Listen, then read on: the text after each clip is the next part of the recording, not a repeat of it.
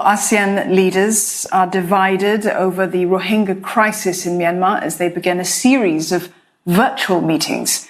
The plight of the refugees has sparked heated debate between Indonesia and Myanmar at the ASEAN Inter-Parliamentary Assembly.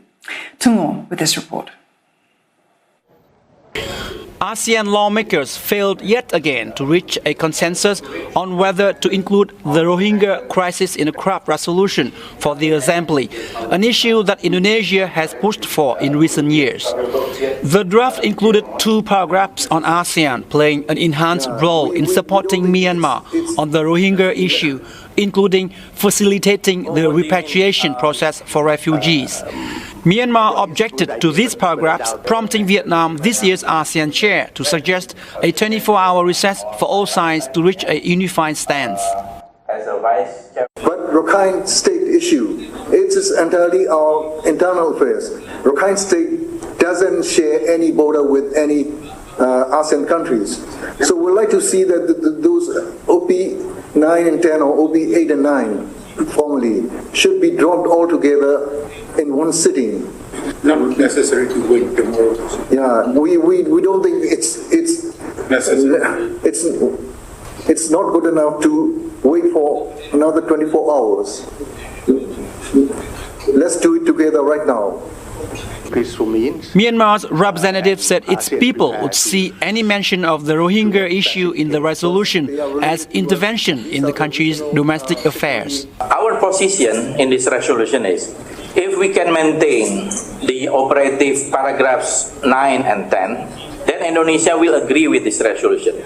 If not, or because our colleague from Myanmar really also want to drop this without considering what has been agreed in the ASEAN ministerial meeting, I think we cannot reach a consensus on this resolution. So there is no resolution on this matter. Thank you.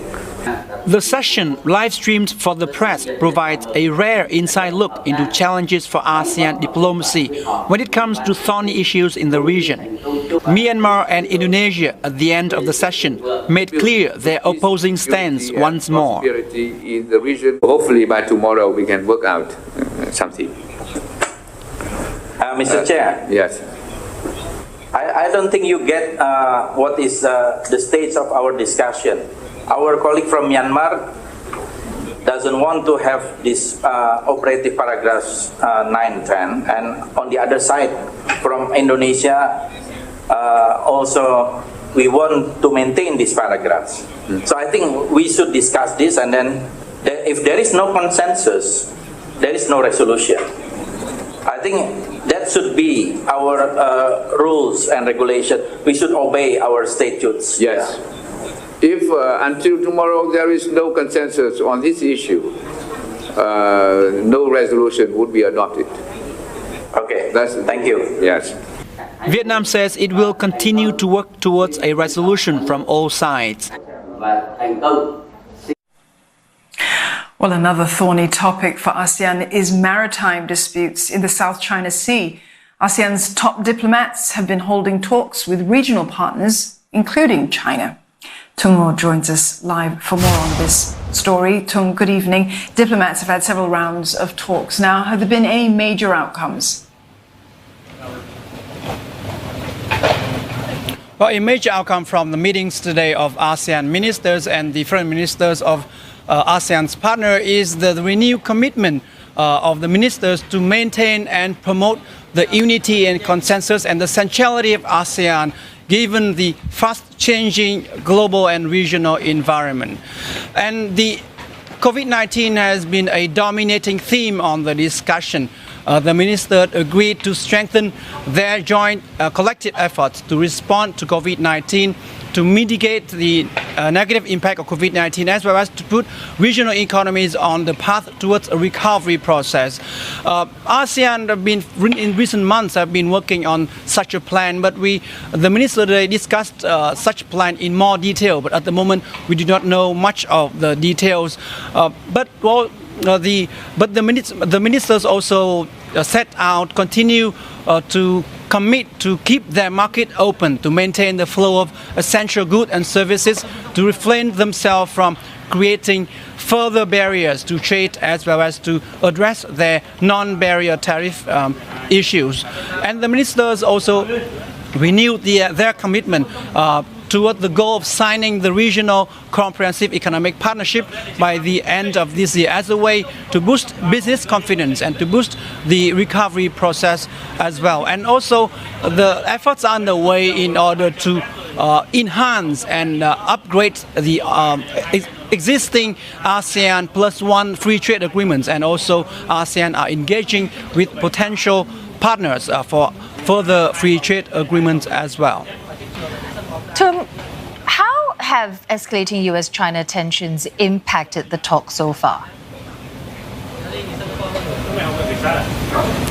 Well, the South China Sea issue has been one of the thorniest issues in ASEAN. In the past, in the ASEAN history, on certain occasions, ASEAN foreign minister failed to reach a joint communique over the South China Sea. The South China Sea has been high on the agenda today as well. In today's meetings, with several ministers expressed their concerns about recent developments in the South China Sea, with the land reclamation activities, militarization, and also serious incidents at sea in the South China Sea.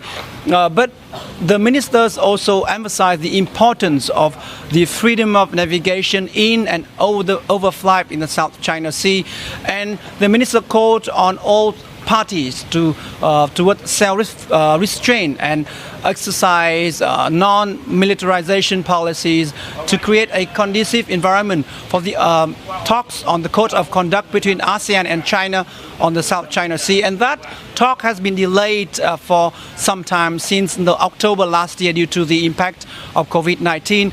But the ministers today want to put in efforts to resume the talks on the COC. But given the South China Sea has become a hotspot in the intensifying rivalry between the US and China, it is, some experts believe it's becoming more challenging for ASEAN and parties involved to sit down and to make progress on the talk on the code of conduct.